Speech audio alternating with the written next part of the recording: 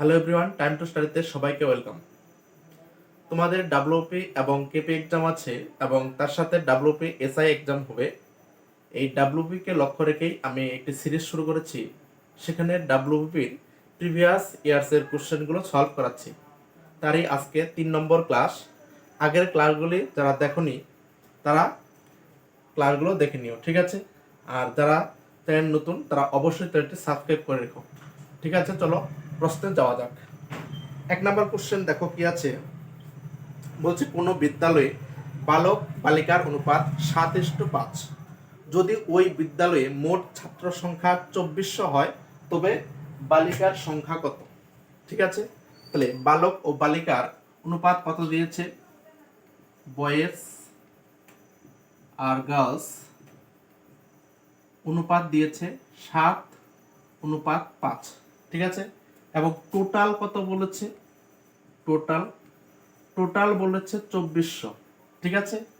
আমি অনুপাতের হিসেবে ধরে নিলাম 7+5 = 12 অনুপাত। 7 আর 5 কত হয়? 12। 12 অনুপাত সমান প্রশ্নের হিসাবে 12 অনুপাত সমান আর টোটাল বলা আছে 2400। তাহলে 1 অনুপাত বের করতে হবে। 1 অনুপাত সমান কত হবে? 2400/12 গুণ করলে 12 × 24 200। তাহলে 1 অনুপাত সমান 200 যদি হয়, প্রশ্নে জানতে চেয়েছে বালিকার সংখ্যা কত। তাহলে বালিকা কত অনুপাত ছিল? 5 অনুপাত। অতএব 5 অনুপাত সমান 5 × 200 হবে। 1 অনুপাত যদি 200 হয়, 5 অনুপাত সমান 5 × 2 = 10, 2টা 0, 1000 জন। এটাই অ্যান্সার। আর বালিকার সংখ্যা কত? 1000 জন, ঠিক আছে? দেখো মুখে মুখে হয়ে যাবে। তাহলে বালক বালিকার অনুপাত 7:5, 7 × 5 = 12, 12 অনুপাত সমান 2400, 1 অনুপাত সমান 200। তাহলে বালিকার সংখ্যা জানতে চেয়েছে, বালিকা আছে 5 অনুপাত, তাহলে 5 × 2 = 10, 2টা 0, তাহলে 1000 জন, ঠিক আছে?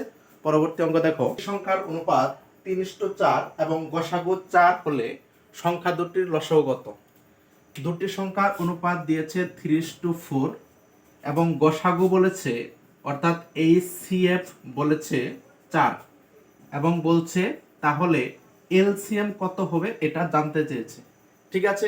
অনুপাতের হিসেবে আমরা ধরে নেব এই 3:4 এর গসাগু কত? 3 এবং 4 এর গসাগু কত? 1। তাহলে আমরা বলতে পারি এই 1 অনুপাত মানেই এই 4, ঠিক আছে? তাহলে প্রশ্নে ছিল 3 অনুপাত, তাহলে 3 অনুপাত মানে 3 × 4 = 12 হবে, আর 4 অনুপাত মানে 4 × 4 কত হবে? 16, ঠিক আছে? তাহলে সংখ্যা দুটি পেলাম 12 এবং 16। তাহলে 12 এবং 16 লসাগু কত হবে? এলসিএম কত হবে? এবার আমরা ছোটবেলায় কি করতাম? 12 16 এইভাবে লসাগু করতাম, ঠিক আছে? এবার সহজ পদ্ধতি কিভাবে করবে দেখবে। ছোট সংখ্যা দিয়ে বড় সংখ্যাকে ভাগ যায় কিনা। 12 দিয়ে 16কে ভাগ যায় না, তাহলে বড় সংখ্যাকে গুণিতকের আকারে বাড়াবে। তাহলে 16 × 2 = 32, তারপর থেকে 12 দিয়ে ভাগ যায় কিনা? যায় না। 3 × 16 = 48, 12 দিয়ে ভাগ যায়, তাহলে লসাগু হবে 48। এটাই অ্যান্সার। তাহলে এলসিএম হবে 48, ঠিক আছে? নেক্সট দেখো। এ এবং বি একটি ব্যবসায় 3:2 অনুপাতে মূলধন বিনিয়োগ করে এবং সে মোট লাভের, সে না ওরা দুজনেই, এ এবং বি, ওরা মোট লাভের 5% দান করে, ঠিক আছে? এবং এর মূলধনের পরিমাণ 4275 হলে মোট লাভের পরিমাণ কত? ঠিক আছে, তাহলে কি অনুপাতে বিনিয়োগ করে? A:B 3:2 অনুপাতে বিনিয়োগ করে, অর্থাৎ এটা হলো মূলধনের অনুপাত 3:2, ঠিক আছে? এবার এখানে কি বলা আছে? এর মূলধন বলা আছে 4275, 4275, ঠিক আছে? তাহলে এর মূলধন আর অনুপাতের হিসাবে 3 অনুপাত মানে বলা আছে 4275, ঠিক আছে?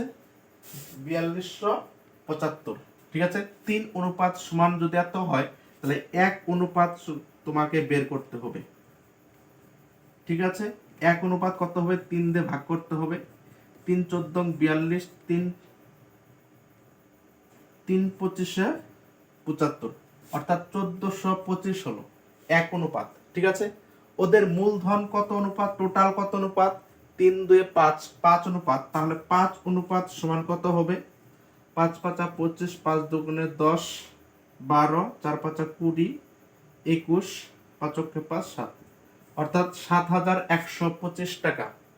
মোট মূলধন হলো 7125 টাকা। ঠিক আছে, 5 অনুপাত। এবার বলছে কি কন্ডিশন দেওয়া আছে, বলছে 5% যদি দান করে, ঠিক আছে, তাহলে তাদের লাভ কত। এবার মূলধনের অনুপাতে লাভের অনুপাত বন্টিত হয়। ঠিক আছে, তাহলে মূলধনের অনুপাতের সঙ্গে লাভের অনুপাত সমান হয়। এবার এটা তো মূলধন, তাই না, তাহলে এই অনুপাতেই লাভ হবে। এবার লাভের থেকে তারা কি করে, 5% দান করে। তাহলে এই 5% দান করার পর, এটা টোটাল এখান থেকে 5% দান করার পর থাকবে কত, 95% থাকবে। ঠিক আছে, এই 95% মানে এই 7125, 95% মানে 7125। এইখান থেকে মানে 5% দান করছে, 5% দান করা মানে থাকবে কত, 95%। এই 95% মানে 7125, 1% বের করতে হবে, তাহলে 95 দিয়ে ভাগ হবে এবং মোট লাভটা বের করতে হবে।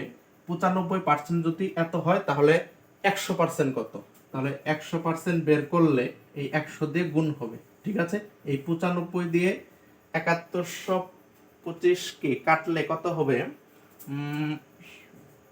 75 হবে। ঠিক আছে, তাহলে অ্যান্সার হবে 75 কে 100 দিয়ে গুণ করলে 7500 অ্যান্সার হবে। তাহলে ওদের মোট লাভ হবে 7500 টাকা। এখান থেকে 5% দান করার পর এটা ছিল। ঠিক আছে, ওকে। তারপর নেক্সট দেখো, যদি দিনে 16 ঘন্টা কাজ করে 12 জন লোক সপ্তাহে 33,600 টাকা রোজগার করে, তবে দৈনিক 12 ঘন্টা কাজ করে 18 জন লোক সপ্তাহে কত রোজগার করবে। ঠিক আছে, এই ধরনের অঙ্ক কি করবে, দেখবে কি কি দেওয়া আছে, একটা সময় দেওয়া আছে, একটা লোক সংখ্যা দেওয়া আছে এবং আরেকটি রোজগারের পরিমাণ দেওয়া আছে। এবার দেখবে কি জানতে চেয়েছে, এখানে রোজগারের পরিমাণ জানতে চেয়েছে। তাহলে আর সময় এবং লোক সংখ্যা দুবার করে দেওয়া আছে এবং রোজগারের পরিমাণটা একবার করে দেওয়া আছে।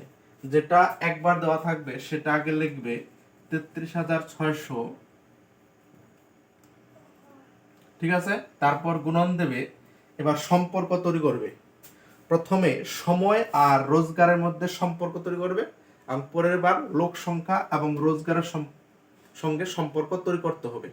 যেটা একবার দেওয়া থাকবে অথবা যার মান জানতে চাইবে তার সঙ্গে অন্যদের সম্পর্ক তৈরি করতে হবে। প্রথমে সময়ের সঙ্গে করি, 16 ঘন্টা কাজ করা আছে একবার, আরেকবার কাজ করে 12 ঘন্টা করে। তাহলে প্রতিদিন যে 16 ঘন্টা করে কাজ করে 33,600 টাকা উপার্জন করে, যদি 12 ঘন্টা কাজ করে তাহলে রোজগারটা কি হবে, অবশ্যই কম হবে। যদি কম হয় তাহলে কমটা উপরে বসাবে, তাহলে 16 এবং 12-র মধ্যে 12 কম, এটা উপরে যাবে এবং নিচে 16 বসাবে। এটা সময়ের সাথে সম্পর্ক হলো। এবার লোকের সঙ্গে সম্পর্ক করবে, বলছে 12 জন 33,600 টাকা রোজগার করে 12 জনে কাজ করলে, যদি 18 জনে কাজ করে তাহলে অবশ্যই বেশি রোজগার করবে, তাহলে বড়টা উপরে যাবে এবং নিচে 12 আসবে। 12 12 কাটা কত যাবে, 8 দুগুণে 16, 9 দুগুণে 18, 8 দিয়ে কাটলে 4 8 32, 8 দুগুণে 16, 2টা 0, 42 কে 9 দিয়ে গুণ করলে তাহলে 4200 গুণন 9 সমান 0 0, 9 দুগুণে 18, 4 9 36, 37,800 টাকা। ঠিক আছে, এটাই অ্যান্সার। পরবর্তী অঙ্ক দেখো, 5 নম্বর কি বলছে, বলছে x এর 8% y এর 4% এর সমান হলে এক্স এর 20% কত হবে, মানে ওয়াই এর কত পার্সেন্ট হবে। ঠিক আছে, প্রথমে বলছে এক্স এর 8%, এক্স এর 8%-এর সঙ্গে ওয়াই এর কত পার্সেন্ট সমান, 4% সমান। ঠিক আছে, 4 দিয়ে যদি কাটি, এরা সমান বলছে এক্স এর 8% এবং ওয়াই এর 4% সমান, তাই আমি সমান করলাম। 4 দিয়ে কাটলে 4 দুগুণে 8, তাহলে এক্স এর 2% সঙ্গে ওয়াই এর 1% সমান। ঠিক আছে, এবার বলছে এক্স এর 20%, ওয়াই এর কত পার্সেন্ট হবে। এবার এখান থেকে সম্পর্ক করি, এক্স এর বলছে 20%, তাহলে কত গুণ হলো, 10 গুণ হলো, 10 দুগুণে 20, এটাও কি হবে তাহলে 10 গুণ হবে, 10 অর্থাৎ ওয়াই এর কত পার্সেন্ট হবে, ওয়াই এর 10% হবে। এটাই অ্যান্সার, এক্স এর 20%-এর সঙ্গে ওয়াই এর 10% সমান। ঠিক আছে, যদি ক্লাসটি ভালো লাগে অবশ্যই সাবস্ক্রাইব করে রাখো এবং পরবর্তী ক্লাস পাওয়ার জন্য অপেক্ষা করো। খুব তাড়াতাড়ি আমি নতুন ক্লাস নিয়ে আসবো। ঠিক আছে, ধন্যবাদ।